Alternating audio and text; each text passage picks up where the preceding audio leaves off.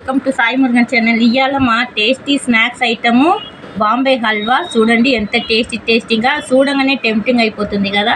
ఎలా చేయాలని చూపిస్తా రండి. కార్న్ఫ్లవర్ పిండి దీన్ని ఒక కప్లో వేసుకుని దీనికి ఒక గ్లాసుకు 3 గ్లాస్ వాటర్ పోయాలి.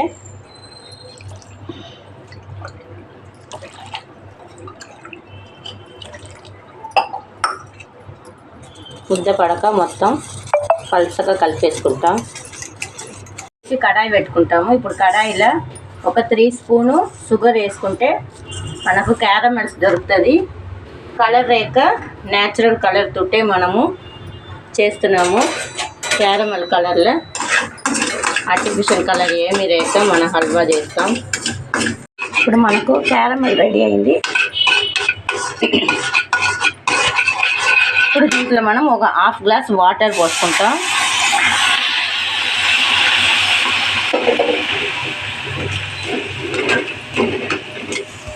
క్యారమెల్ వాటర్లు బాగా కాలిగినాయి. ఇప్పుడు దీంట్లో ఒక గ్లాసు కార్న్ఫ్లవర్ పిండికి ఒక గ్లాసు మనం షుగర్ వేసుకుని కలిపి దీనికి ఒక గ్లాసు వాటర్ పోసుకుంటాం. ఇప్పుడు ఫస్ట్ పాకం రావాలి. పాకం రెడీ అయింది. చూడండి ఒక తీగం వస్తుంది.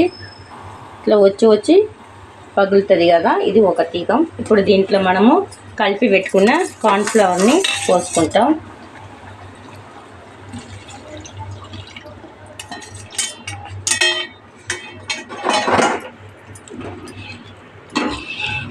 ఇప్పుడు దీంట్లోనే మనం కొంచెం ఇలాచీ పౌడర్ వేసేసి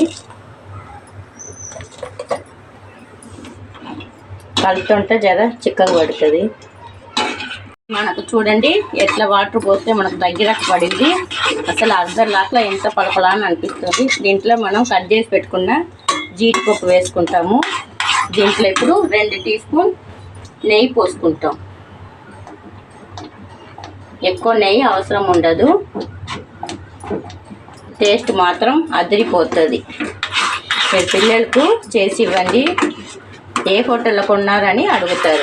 ఈజీ అండి ఈ హల్వా, బాంబే హల్వా. ఏంటండి ఇదిగో చూడండి కడాయిలకలు ఇట్లా అంటక వచ్చేస్తుంది. ఇట్లనే తీసి మన స్టవ్ బంద్ చేసి పోసింది గుమిరించుకుంటున్నాం.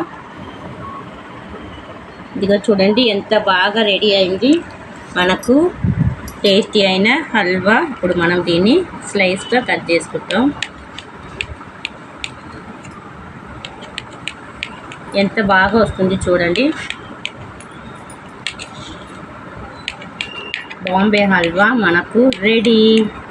సూపర్గా వచ్చిందా రెడీ. ఎంత బాగా అయింది, మెత్తగా బబ్లీగా సూపర్ అయిన మనకు బాంబే హల్వా రెడీ.